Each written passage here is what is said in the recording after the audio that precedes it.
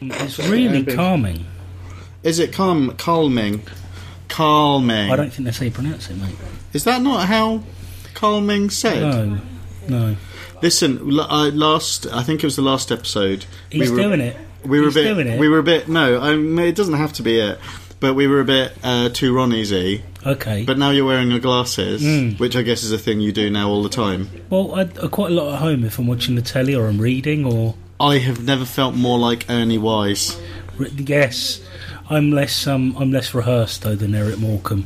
Why, hey! Is Eric Morecambe rehearsed? Very, yeah. He made it look so easy. No, but he was famously rehearsed. He was one of these people that he made his ad-libs look effortless by rehearsing them a lot. He was a craftsman. Yeah, as a comedian, mate.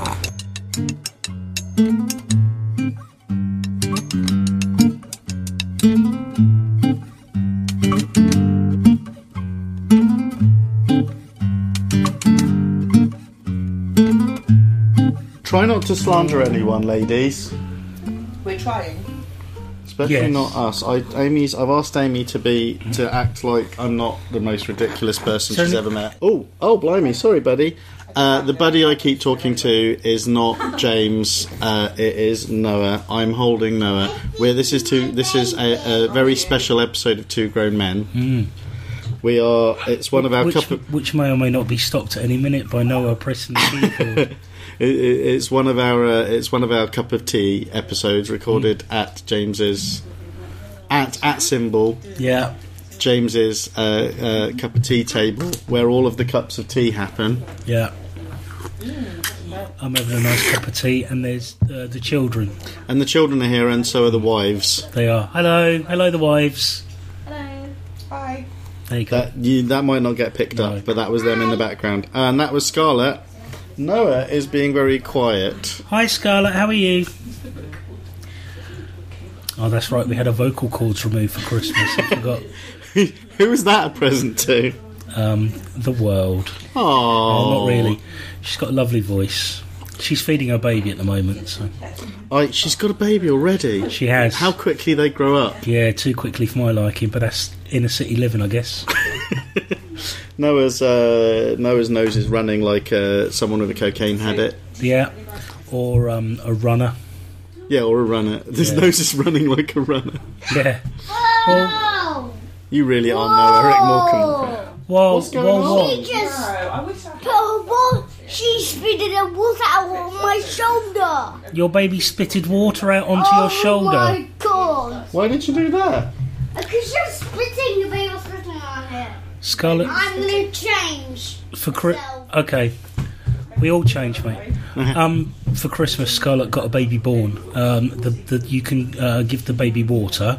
Has a series of very expensive consumables that come with it. So nappies, special nappies, and porridge. You can feed it porridge, and it'll do a poo. Oh.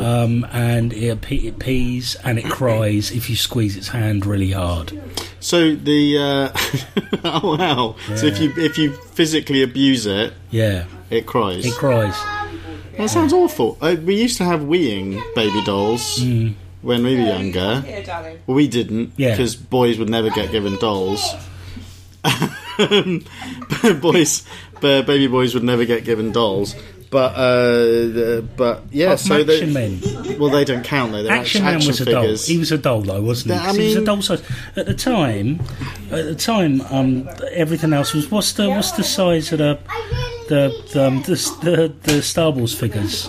The same. They must be 6-inch figures. Yeah. So the Star Wars figures. Well, I can't do inches. Yeah, and I always over exaggerate. So they were probably 3. Yeah.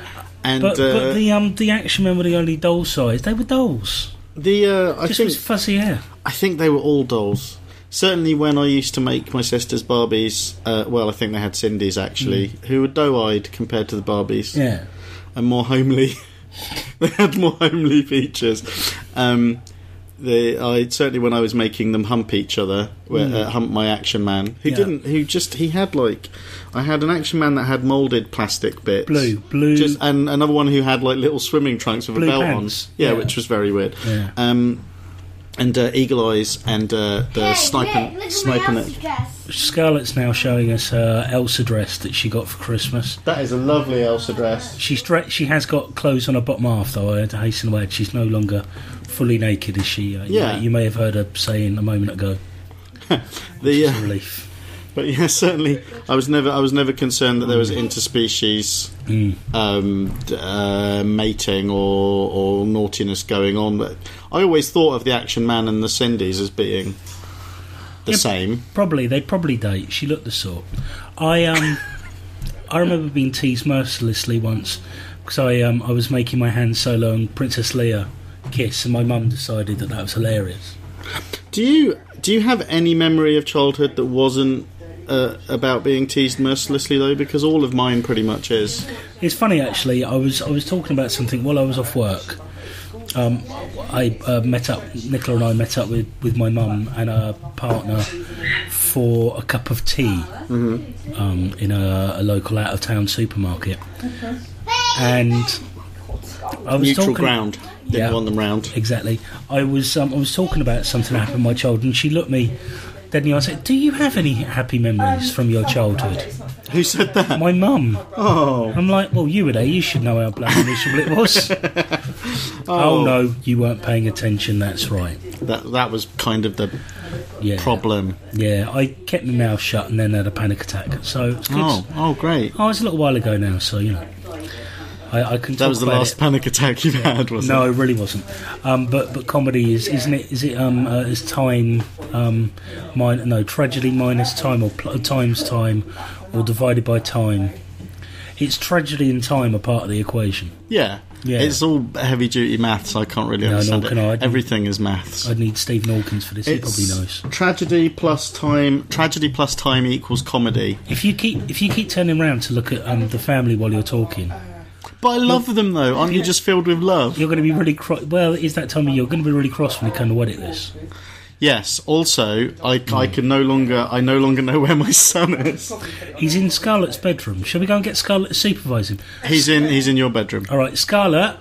Can you go and supervise Noah to make sure he's not getting himself into mischief? He's on his way back.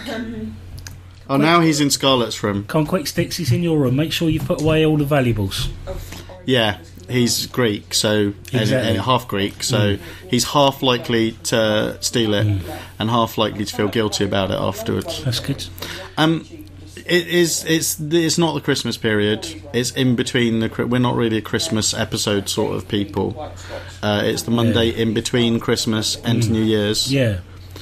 I have been. We're more than halfway through the Christmas Radio Times now, which is always, which traditionally when I was younger, it's the point where my post-Christmas depression starts. Oh, I don't suffer from that at all. But what does happen, and I saw someone tweeting about it the other day, and was like, the moment of recognition was intense, where pretty much from the point at which I leave work, I no longer know what day of the week it is. Nice, lovely. So Amy had to tell me that yesterday was Sunday, and that the day before was Saturday, and that today was Monday. And it seems like, I mean, it's nice, but it seems like I felt we only broke up from work on the day before Christmas Eve, which felt Christmas very late. Eve, as it's known now. Which felt very late. But it actually does seem like a decent chunk of time. Yeah. But we don't have access to studios, no. which is why the sound quality on this might be less good than it is when we do a studio episode, but much better than the last episode was. Do you know, I think there's a possibility our children are killing each other in Scarlett's. I don't think so. Probably not. But there was some funny noises going on. Your wife looked ever so concerned. One of the things I like about bringing Noah over here, though, is your dogs are way more patient with him than our dogs are. They're pretty good with him. They like him. He loves them. He was giving them a cuddle. But I used to beat them mercilessly when Scarlett was a child, didn't I, Nicola? Yeah. It's because when we were looking after Noah in the mornings, he used to feed them his toast. It's because it's because Nicola said if he didn't get that when Noah was coming over in the mornings when we were looking after him, he was feeding the dogs toast. He was? Oh, that's very... Maybe that's why our dogs are a bit ambivalent towards him, is because they're always locked out of the dining room whenever he's eating. Our dogs are normally shouting. Hello, Scarlett. What are you showing on? Oh my goodness! It's a very stripy horse. Now, if you listened a show or two ago, it's a zebra. If you remember a show or two ago, I spoke about how cross I was with Santa Claus. Yeah. For giving gender normative presents. Yes. The stuffed zebra that she was shaking in front of you, Nick, was the sock zebra, make your own sock horse that Santa gave Scarlett for Christmas. Nicola, sorry, exactly how much involvement was Scarlett able to have in the present that Santa gave her? I think she may have put some stuffing in one of the legs. She put a bit of stuffing in one of the legs. Yeah, spent about 4 hours doing the rest of the sewing. So Nicola spent 4 hours making the rest of it. So cheers, Santa, if you're listening. So that's supposed to be a girl present. Yes, of course it is, because it's quiet, it's craft, and you get a soft toy at the end of it. So zebras are basically stripy horses. They are. I mean, I think it's meant to be a stripy horse, but I think she's quite right. It looks more like a zebra than a normal horse. They're certainly equine, aren't they? They're like unicorns. They're equine too. Yes. So a zebra is basically like a unicorn. It's like a unicorn, but more real. So a horse's basic ground level core. That's it. Unit, your core unit. And they get more mythical. So zebras are highly unlikely. So it's an unlikely horse. No, sorry, it's horse. Donkey, because donkeys are just like weird looking. Are they not like a retrograde horse? They are. They're like the horse that we don't talk about, and it lives upstairs, and we make it go up there when like guests come. Homeless horses. And then exactly, they are like homeless horses, hobo horses. Yeah. Right in the rails. A horse, and then zebra, because they're unlikely, and then full mythical. Then you've got unicorn, and then you've got your Pegasus. Pegasus is the top of the. Of course it is, because it can fly. I mean, a unicorn might be able to do magic with its horn, but a Pegasus can fly, which is actually practical and useful. What use is that? I mean, what use is the horn? Because I can understand why zebras have that camouflage, because they hunker down when they're hunting in the long grass, don't they? The horn is actually a very nice piece of natural selection. You remember the old joke goes, doesn't it, with the Swiss Army knife, that there's this useless tool for getting the dirt out of a horse's hooves. The horn is, of course, the horse's own version of the piece of equipment in the Swiss Army knife. It's actually for unicorns to get the dirt out of their own hooves. But of course their joints don't work that way, so what I'm getting from this is that unicorn basically unicorn hell is all of these unicorns are there with their horns and stones. They've always got a stone in their hoof, but they can't reach it. But then unicorn heaven is exactly the same, but they help each other get the stones out with their horns. That's how it's evolved, though, because I mean, obviously, it wouldn't evolve if it was useless. It wouldn't have evolved that way, much like the appendix. So, basically, it's evolved because all unicorn societies are collaborative. They have this sort of collaborative, symbiotic relationship with each other. Symbiotic, of course, being the word that I learnt when I watched Phantom Menace. Symbiotic. Yeah, I didn't know. I learned that from Venom. I didn't know that word until I saw the Phantom Menace, because Qui-Gon Jinn was saying to the Gungans, "Well, you've got a symbiotic relationship." So that's how it evolved. Is they help each other, which is why people think unicorns are nice, but they're not. They're just made to do that. That's part of their. It's like ants help each other. Well, they're not helping each other in a sort of conscious sort of act of altruism. They don't know what they're doing. They're doing it because they're made that way. It's they don't know any other way. Unicorns aren't nice. It's just the way they are. Whereas horses are just much more self-contained, I think, than unicorns. Antisocial. They're certainly more dead-eyed and evil. Yeah, I think they're quite dead-eyed and evil. I learned loads of words from the original Star Warses, which are the best ones. Yeah, they are the best. I learned the word Jedi. I learned that word too. Jawa. Yes. Tuscan. Yes. Rogue. Swarswars. Swarswars. Swarswars. S'mores. Swarswars. You know when Vader's on the in the meeting room of the Death Star. Yeah. And he's talking to the bloke with the funny haircut. Yeah. And he's like, I tell you what, I'm going to F you up with the Force if you're not careful. And the bloke then says to me, you don't scare me with your Swars ways. Swars. I think if you listen to it carefully, he says Swars. Did he? Was he the guy who had the line? Because a really good film. John Waters said this in an interview in a magazine, and I've always loved it. That he loves it in a film when one of the characters says the name of the film, that the name of the film is in there. Yeah. And it doesn't really happen in Star Wars, but maybe that guy had the line and fluffed it. He did. He was meant to say Star Wars. Your Star Wars ways. Yeah, but he said Swars. Swars ways. Yeah. That's ridiculous. It is. I also learned that if you don't like something that you've done in the past, you don't have to own up to it. No. You can just change it later on and insist that everyone around you sees it your way, the way George Lucas did. Yeah, absolutely. Or I learned that if you're bad, if you start good, turn bad, all you got to do is throw an old man down the lift shaft and take your hat off. And everything works out. Everything's fine. Although, admittedly, you get burnt right after that. But yeah. But at least your adopted son looks at you wistfully while he's burning you. He's not adopted. I mean, well, he was adopted, wasn't he? Well, yeah, but Darth Vader didn't adopt him. He got adopted out from your son. Yeah. That was adopted. That was adopted out to somewhere else. It's the sister, isn't there? I mean, I know she comes later on. Yeah. You'd think she'd have been more involved in her own dad's funeral, wouldn't you? Star Wars, it used to be that Christmas was the time to watch Star Wars because it was on telly. Swars. And now it's the time to vaguely whinge about it on podcasts. I tell you what... Which is every third episode of this, I think, to be honest. So. I mean, I like Star Wars by and large.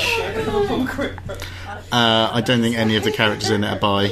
No, it's a shame. And only Jack Porkins and Jabba the Hutt are really large. I don't know why Lando seemed like a bit of a player. And C-3PO. We don't know enough about Lando, but I definitely think he wouldn't care. He's just all sex, that guy. He's like Prince. I think he'd have gotten into some freaky stuff. He's got the moustache. What about his mate Nub Nub? I mean, he looks like he's been into some freaky stuff as well. Look at his face; it's all melted on the horizontal plane, isn't it?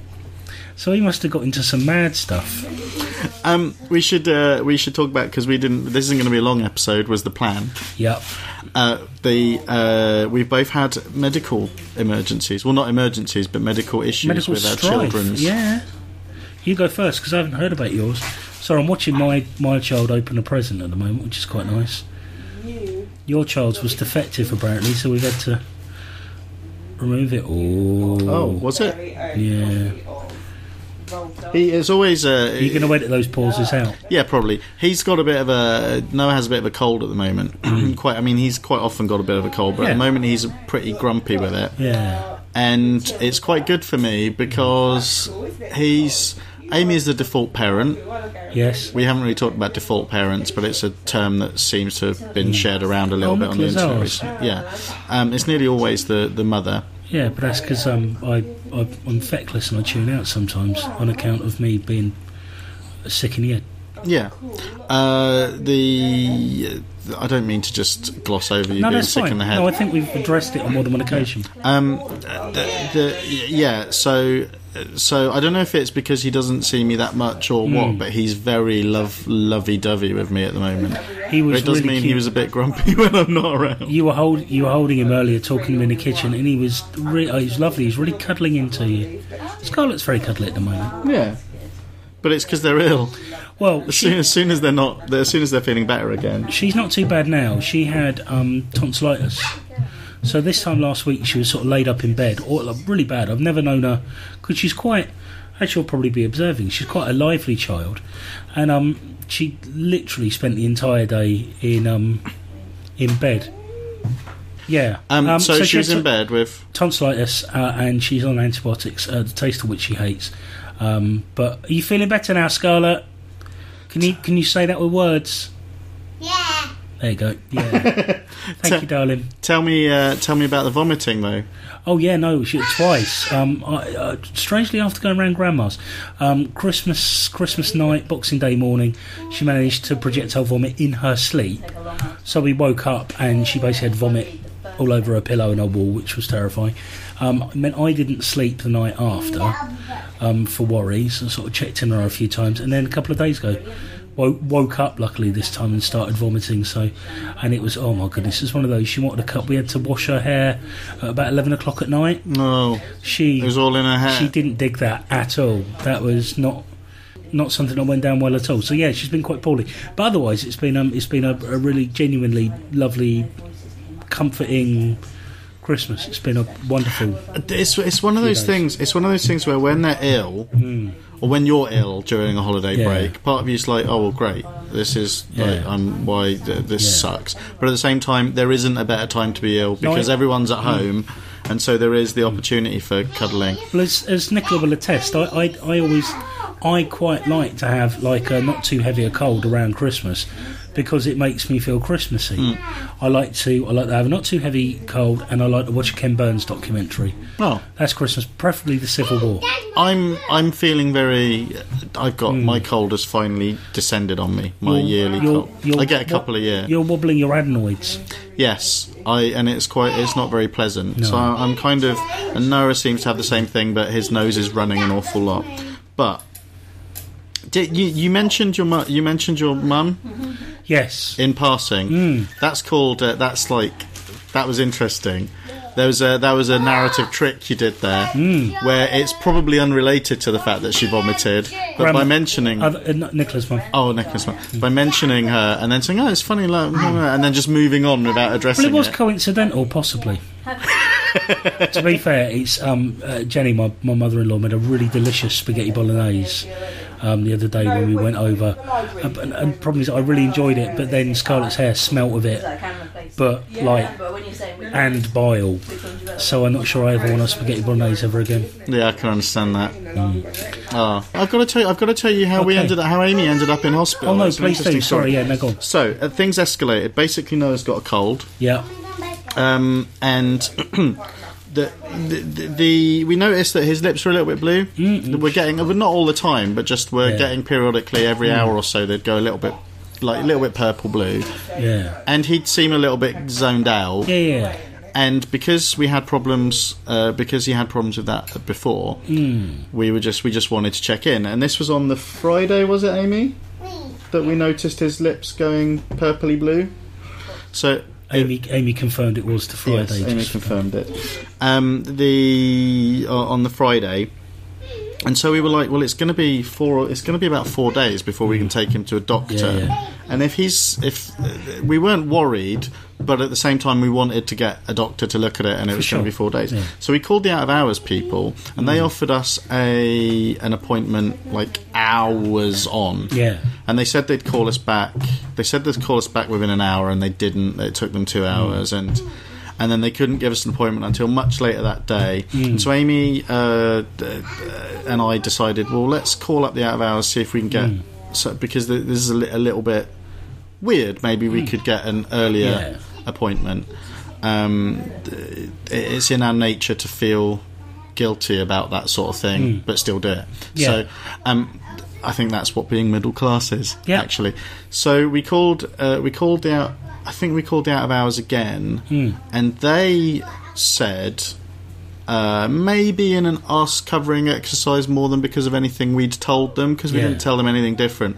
They said, well, look, we'll send paramedics round, because we'll send a paramedic round, because that's the quickest way that he can get seen, and and it'll just set everyone's mind at rest and stuff.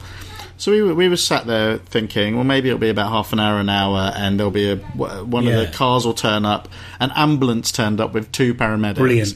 They came in, they looked at him.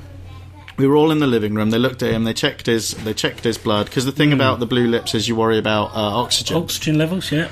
And they said, well, I mean, his heart rate's fine. His oxygen levels are fine. So we'll take him back to the hospital with us. We'll take him back to the hospital with us and get a doctor to look at him. We were like, Amy and we didn't have very long to think about it. We were like, oh, because it felt to us, we had to confer on this afterwards, it felt to us like they'd just told us that he was fine, and we were fine with that. But obviously they wanted to make sure. Yeah. So Amy got bustled into the back of the ambulance with them as default parent. And I sat not really knowing what to do with myself for an hour or so because we didn't know how long it'd be. Because you know what you're meant to do in that situation: smoke a pipe and read The Sporting Life. Is that what I was supposed to do? That's what you're meant to do. I went on Facebook and failed to play any video games. That was my plan. That's why you got it wrong. Because I was like, well, I don't know. I mean, it's all supposed to happen very quick. You know, they say, oh, you'll get seen within an hour or something, and then it never is that long. Yeah. So I was getting text updates from Amy saying, we're watching Frozen. Cool. She told me later that some horrific... Most of the other kids in the little A&E kids ward were in the same boat, roughly. Yeah. There was a family there who Amy got the sense that they had thought that their child had swallowed something, and after about an hour or so of deliberating while at the hospital, realised that actually they were pretty certain he hadn't actually swallowed it. They just couldn't account for it. Okay.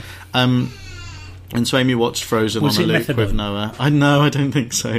Amy, apparently there was at least one horrific emergency that came in that should have gone to resus, which was a bit horrible. Okay. And then I had to go and fetch them later, but it was this weird situation where we were at Children's A&E again. We knew he just had a cold. Yeah. But the machine kind of bustled us to the hospital. It's also nice that given the press there was about